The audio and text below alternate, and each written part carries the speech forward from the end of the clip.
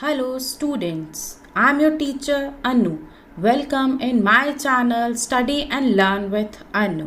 Today I am going to teach you your chapter class 7, your book Social and Political Life 2. Your chapter name is on equality, first chapter of your book. So let's read the chapter and understand what is equality. Equality in Indian democracy. The Indian Constitution recognizes every person as equal. जैसे कि आपने इससे पहले भी अपनी book में पढ़ा होगा और अभी भी इस बार जो आपको अपनी बुक में बता रहे हैं कि कॉन्स्टिट्यूशन क्या होता है. कॉन्स्टिट्यूशन क्या है? हमारा संविधान है, जो एक longest constitution in the world और जो पूरा लिखा हुआ है, रिटन कॉन्स्टिट्यूशन है हमारा. और हमारे कॉन्स्टिट्यूशन में इक्वालिटी मीन्स एक समान. जो कानून है उसकी नज़र में चाहे आप आदमी हैं या औरत हैं या आप किसी भी जाति धर्म के हैं तो आप एक समान हैं. अगर आप कोई बहुत अमीर हैं, गरीब हैं या कोई आप बहुत ऊंचे पद पर हैं या आप बहुत ही नॉर्मल से इंसान हैं, तो कानून क्या कहता है कि उसकी नज़र में जो सारे लोग हैं वो एक हैं. तो जो हमारा इंडियन कॉन्स्टिट्यूशन है recognizes every person as equal, उसको एक मानता है. This means that every individual in the country including male female persons from all caste, religious, tribes, educational and economic backgrounds are recognized as equal. ये सब लोग कानून की नज़र में एक हैं. This is not to say that inequality ceases to exist. इसका कहने का मतलब ये नहीं है कि इनइक्वालिटी होती नहीं है, कि लोग जो है ये भेदभाव नहीं करते. It doesn't, but all at least in democratic India. India कैसा है? एक डेमोक्रेटिक इंडिया. एक हमारा देश किस तरह का है? हमारे देश में डेमोक्रेसी है, हमारे देश में लोकतंत्र है. हमारे देश में क्या आपको पता होगा कि जो वोट है उसका राइट है सबके पास. 18 साल की उम्र का जो बच्चा होता है, कोई 18 साल की उम्र का कोई भी इंसान, चाहे लड़का हो लड़की हो कोई भी जेंडर हो, वो जाकर वोट डाल सकता है. बस उसका दिमाग जो है वो बिल्कुल नॉर्मल कंडीशन में होना चाहिए. यही होता है कि अगर आप बिल्कुल सही हैं तो आप जाकर वोट कास्ट कर सकते हैं, वोट डाल सकते हैं. तो हमारे जो देश है उसमें वही नेता होते हैं जिनको हम लोकसभा में पहुंचाते हैं और उसी से हमारी सरकार बनती है. The principle of inequality of all person is recognized while earlier no law existed to protect people from discrimination and ill treatment. Now there are several that work to see that people are treated with dignity and as equals. आज हम देखते हैं कि पहले जब क्या था, Britishers का टाइम था, हमारे देश में इतने साल ब्रिटिशर्स ने राज किया, तो उस टाइम पर इवन उसके बाद भी कई जगहों पर हमने देखा कि लोगों के साथ उनकी जाति के ऊपर बहुत भेदभाव किया जाता था. अगर आपको याद होगा तो आपने महात्मा गांधी का भी पढ़ा होगा इसमें उदाहरण, कि वो किस तरह से इन लोगों को हरिजन बुलाया करते थे कि ये तो भगवान के सबसे प्रिय लोग हैं और ये जो छुआछूत है, ये जो इस तरह की बातें हैं, हमें ऐसा नहीं करना चाहिए. तो आज क्या है, आज हम इस तरह के देश में रहते हैं जहाँ बहुत हद तक इस बात पर ही होता है कि लोकतंत्र हो, लोगों को विश्वास हो कानून पर और कानून की नज़र में सब इंसान एक हो. This recognition of equality include some of the following provisions in the constitution. हमारे कॉन्स्टिट्यूशन में इसमें एक्ट हैं, प्रोविजंस हैं. First, that every person equal है before the law. What this means is that every person, जो president है from the country, इसमें दिखा रखा है. इसमें एक स्टोरी एक्चुअली लास्ट ईयर तक वो स्टोरी इस बुक के अंदर थी, जो इस बार उन्होंने ओमिट कर दी है उस स्टोरी को. वो स्टोरी क्या थी? उस स्टोरी में बताते हैं कि एक औरत होती है जो काम करती है, तो वो देखती है कि वो लाइन में खड़े हुए हैं, क्यों है उनकी वोट डालने के लिए. तो वो देखती है जिन लोगों के घर वो काम करती है वो भी वहाँ पर खड़े हुए हैं और वो भी उसी क्यू में खड़ी हुई है. तो वो कहती है अच्छा चलो अब तो इस बात में तो कोई डिफरेंस नहीं है कि हम भी यहाँ पर वोट कास्ट करने आए और ये भी. लेकिन उसके बाद क्या होता है, उसका बेटा बीमार हो जाता है तो वो एक लंबी लाइन में बैठी रहती है गवर्नमेंट हॉस्पिटल के, और जो अमीर लोग होते हैं वो क्या होते हैं, प्राइवेट हॉस्पिटल में 500-1000 रुपये अपनी उन्होंने पकड़ाई वहाँ पे डॉक्टर की फीस और वो आराम से दिखा लेते हैं. तो दिस इनइक्वालिटी, जो ये इनइक्वालिटी दिखा रखी है कि किस तरह से अगर वोट का टाइम है तो एवरीबडी इज इक्वल, हाँ, लॉ में, कानून की नज़र में तब तो हम समान हो गए। लेकिन जहाँ पर पैसे की बात आ जाती है, जहाँ पर ये सब चीज़ें आ जाती हैं, वहाँ पर गरीब को बहुत कुछ झेलना पड़ता है और अमीरों के लिए बहुत सारी चीज़ें आसान हो जाती हैं। तो इस स्टोरी में उन्होंने यही बताया है कि किस तरह से ये सब चीज़ें हमारे साथ, हाँ, इंडिया में क्या सब जगह हो रही है। इट इज़ नथिंग कि ये सब इंडिया में ही होता है, सब जगह पर ये होता है। तो सेकंड, जैसे हमने पढ़ा था इसमें, no person can be discriminated on the basis of their religious. आप किसी भी उसका, चाहे वो किसी भी धर्म का हो, जाति का हो, आप किसी भी कास्ट का हो, कोई भी जेंडर हो उसका, मेल है फीमेल है, के साथ कोई भेदभाव नहीं कर सकते हैं। Third, every person has access to all public places including playgrounds, hotels, shops and market. और इसमें ये बताया गया है कि कोई भी जगह, जो पब्लिक प्लेस कौन सी होती है, जो गवर्नमेंट की जगहें होती है, जैसे गवर्नमेंट ने जिन्हें बना रखा होता है। तो चाहे आपकी कोई कॉलोनी में अगर कोई पार्क है, कोई होटल्स, शॉप्स और मार्केट्स हैं, जैसे हमारे आजू बाजू में कोई ना कोई मॉल होगा, तो वो सब जगहें क्या होती हैं, मॉल गवर्नमेंट की प्रॉपर्टी तो नहीं है, बट वो इस तरह की प्रॉपर्टी है, शॉप्स हैं जो लोगों की होती हैं, जिस पर सब लोग जा सकते हैं। तो उनका कहना है कि इन सब जगहों पर क्या है, इक्वालिटी है। All persons can use publicly available wells, roads and bathing guards. जो गंगा जी नहाने के लिए ऋषिकेश, हरिद्वार इतने लोग जाते हैं, वाराणसी जाते हैं, तो वो क्या है, सबका है, वो किसी एक इंसान का तो नहीं है वो। इसी तरह से हम रोड्स पे चलते हैं, तालाब से पानी पीते हैं, तो वो सबकी है। Fourth, untouchability has been abolished. Untouchability का मतलब क्या होता है, छुआछूत। तो उसमें क्या होता था पहले टाइम में कि जो छोटी जाति के लोग होते थे, SC STs, ट्राइब्स वगैरह, इन लोगों के साथ छुआछूत करते थे कि ये पानी ना हाथ लगा दें, तालाब का पानी ना पिएं जिससे हम पानी पीते हैं, उस रोड पे ना चलें। तो ये सब चीज़ें अब हमारे देश में, क्योंकि कॉन्स्टिट्यूशन है, तो ये सब चीज़ें क्या हो गई हैं, बंद हो गई हैं।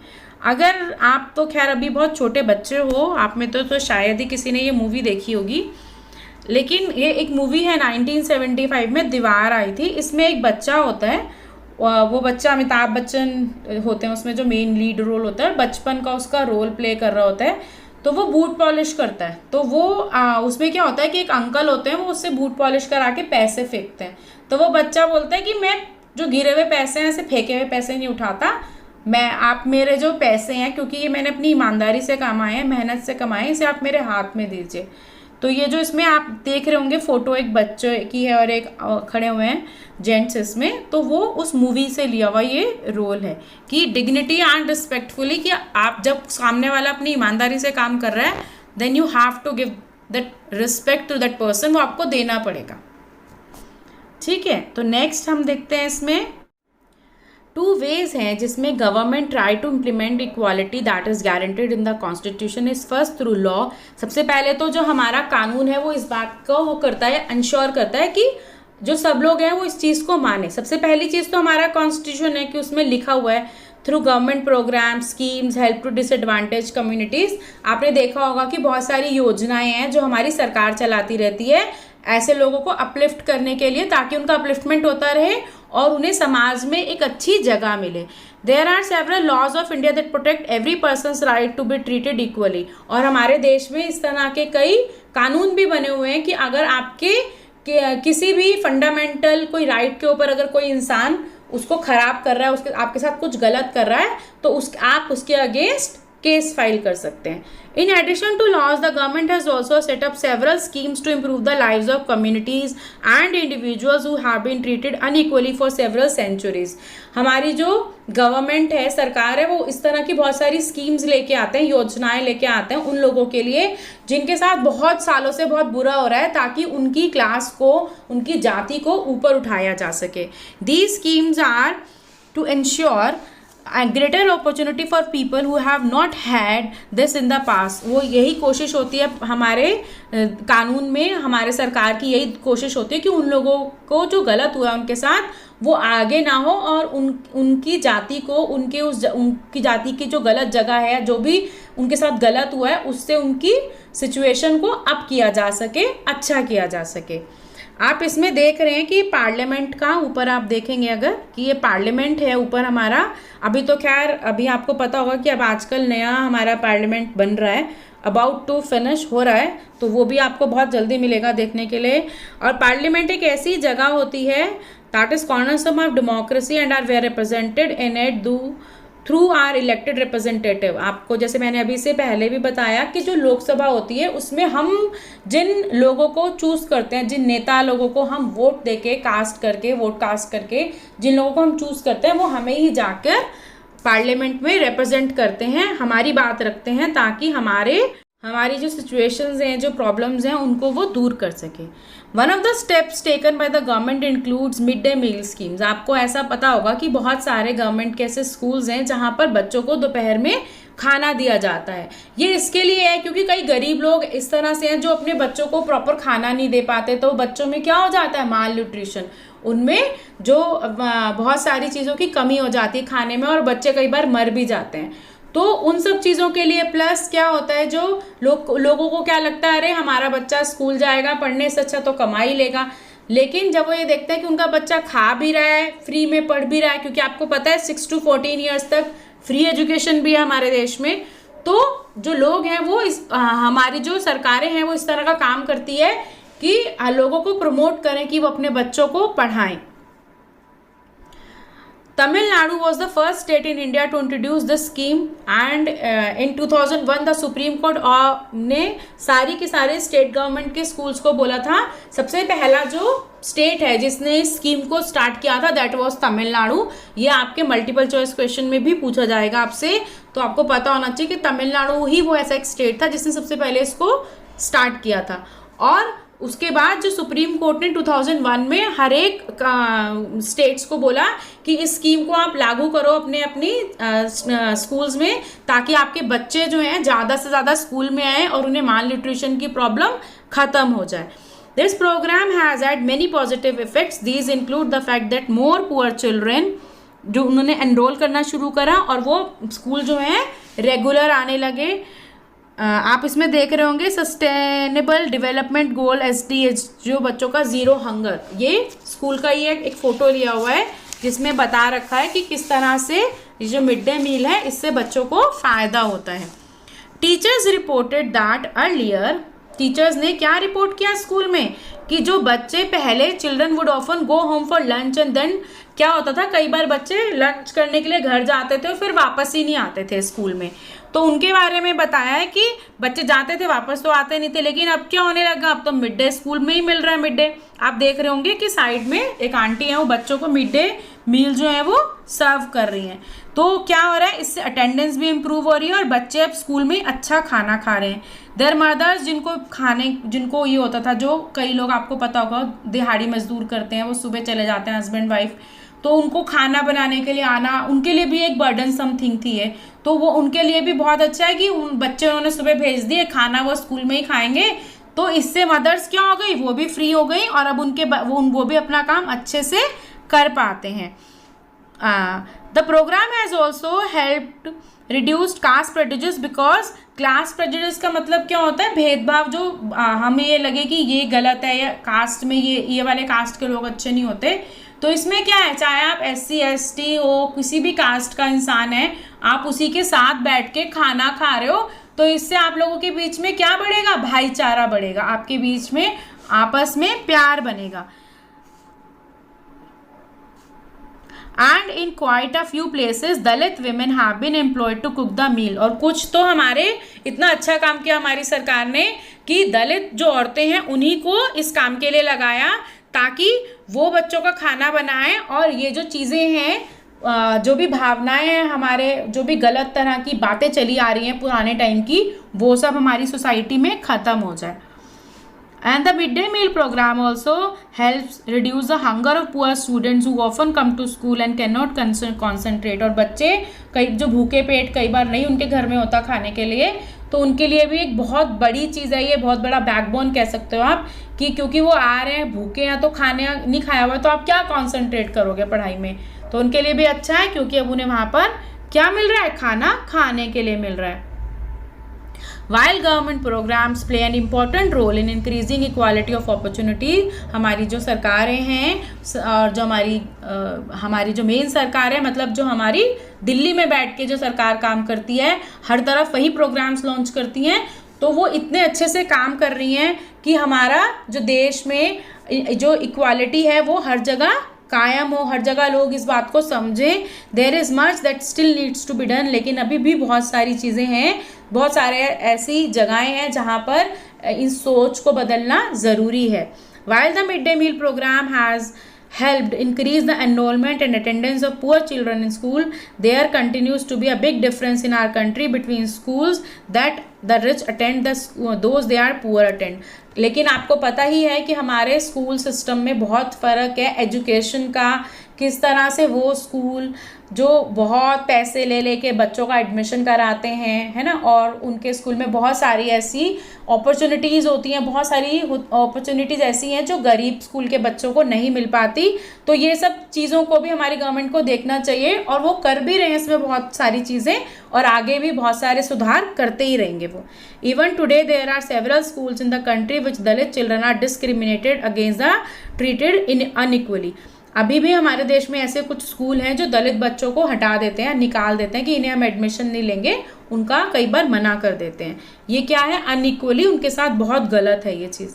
These children are forced into unequal situations in which their dignity is not respected, जिसमें उनकी डिग्निटी को क्या, उनके सम्मान को आहत किया जाता है। This is because people refuse to think of them as equal even though the law requires it. कानून में तो यही कहा गया है कि सब इंसान एक साथ हैं, एक बराबर हैं उसकी नज़र में, लेकिन अभी भी हमारे देश में बहुत सारी जगह ऐसा होता है कि लोगों के साथ गलत किया जाता है जाति के नाम पे। One of the main reason for is that attitude change very slowly, क्योंकि जो लोगों की सोच है उसको बदलने में बहुत टाइम लग जाता है। Even though persons are aware कि डिस्क्रिमिनेशन, अगर हम किसी के साथ भेदभाव करते हैं वो कानून के खिलाफ है, हम ऐसा नहीं कर सकते। They continue to treat people unequally, उनकी on the basis of their caste, religion, disability, अगर कोई इंसान विकलांग है उसके ऊपर, इकोनॉमिक स्टेटस, कोई गरीब है, और बिकॉज दे आर women, और कई बार क्योंकि वो औरतें हैं। It is only when people begin to believe that no one is inferior and that every person deserves to be treated with dignity, अगर सब लोग ऐसा ही समझने लग जाएं कि कोई छोटा नहीं है किसी से और हर एक का उतना ही सम्मान है, सबको एक समान वैसे ही सम्मान की नज़रों से देखें, तो उससे क्या होगा, establishing equality in democratic society in a continuous struggle and one in which individuals as well as various communities in India contribute to, and you will read more about. आप आगे भी बहुत सारी चीज़ें इस बुक में पढ़ोगे कि क्या क्या हो रहा है और क्या कैसे कैसे बहुत सारे हमारे ऐसे लोग हैं जिन्होंने इन चीज़ों के ऊपर बहुत काम किया, बहुत ही सराहनीय काम किया उन्होंने इन मुद्दों के ऊपर, कि ये जो प्रॉब्लम्स हमारे देश में हैं उसके ऊपर उन लोगों ने किस तरह से काम किया। Issues of inequality in other democracies में, यू आर प्रोबेबली वंडरिंग कि आपको लग रहा होगा कि इंडिया एक डेमोक्रेटिक कंट्री है जहाँ पे ऐसे इनइक्वालिटी है। Inequality and where the struggle for equality continues to exist. The truth is that in many democratic countries around the world, the issue of equality continues to be the key issues around which communities struggle. अगर आप देखोगे कि अगर आपको ऐसा लगता है कि अरे ये तो इंडिया ही है, डेमोक्रेटिक कंट्री है, बातें ऐसी बनाते हैं और देशों में ऐसा नहीं होता होगा, तो ऐसा बिल्कुल भी नहीं है। For example United states of America, US, जो आप जानते हो कि कितना बड़ा देश है, कितना शक्तिशाली देश है। The African American whose ancestors was the slaves, जो अफ्रीकन अमेरिकन जो वहाँ पर दास थे, who were brought over from Africa, उनको वहाँ पर अफ्रीका से लाया गया था, continues to describe their lives today as largely unequal. आज भी वहाँ गोरे और काले की बहुत लड़ाई है। This despite the fact there was a movement in the late 1950s. 1950s में वहाँ पर एक मूवमेंट हुआ था to push for equal rights for African Americans. उन्होंने बोला था कि हम इस देश में रहते हैं, अब हम भी यहाँ के नागरिक हैं, तो हमें भी पूरे इक्वल राइट्स मिलने चाहिए।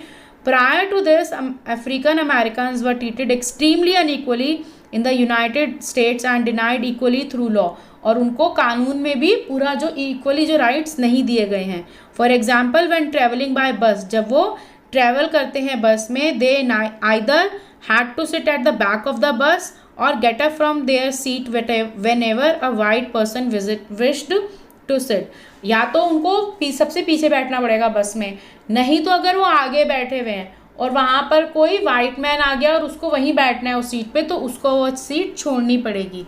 और अगर आप साइड में देखेंगे तो आपको कौन दिखेगा, हमारे BR अम्बेडकर जी, जो कौन है, कॉन्स्टिट्यूशन के father, he is a father of constitution.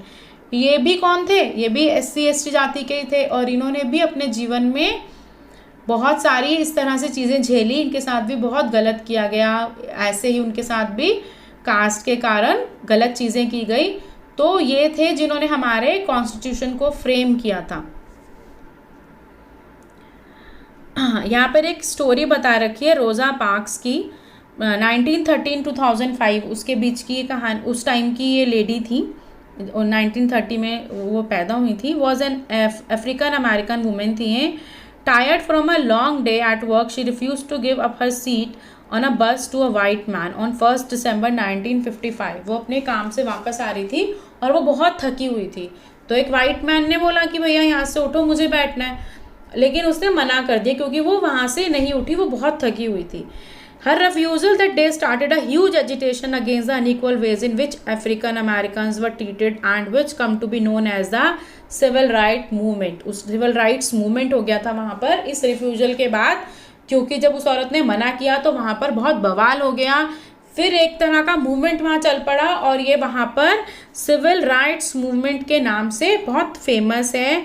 The civil rights act of 1964 prohibited किया गया, फिर वहाँ पर एक्ट लाया गया 1964 में कि आप डिस्क्रिमिनेट नहीं कर सकते किसी भी इंसान को ऑन द बेसिस ऑफ, आप किसी भी इंसान के साथ रेस, कास्ट, रिलीजन और नेशनल, आप कहाँ कौन सी जगह से पैदा हुए उस पर आप किसी भी इंसान के साथ कोई भेदभाव नहीं कर सकते हो। It also state that all schools would be open to African American children, कि जिस स्कूल में अमेरिका का बच्चा पढ़ेगा उसी में अफ्रीकन अमेरिकन के बच्चे भी पढ़ेंगे, आप उन्हें एडमिशन देने से मना नहीं कर सकते हो। And that they would no longer have to attend, और अब ऐसा कुछ नहीं होगा कि उनको क्या अटेंड करना पड़ेगा,